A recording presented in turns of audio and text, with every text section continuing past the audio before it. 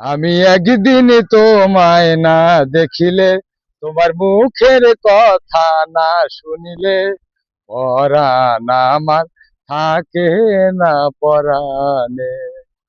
ঠিক আচ্ছা, আছে। এই যে আপনি যে গানটা গাইলেন, এটা কি আপনার নিজের লেখা গান গান নাকি? নিজের লেখা গাই। কোন কি আবার, পরের লেখা গান আমি গামো। তাই নাকি? হ্যাঁ। এই যে অনেক সুন্দর গান গাইছেন। গান শুনতে শুনতে ঘেমে গেছি গা, দেখছেন নাকি? আমার গান শুনে আচ্ছা, ঘামে যাইব, ঠিক আছে।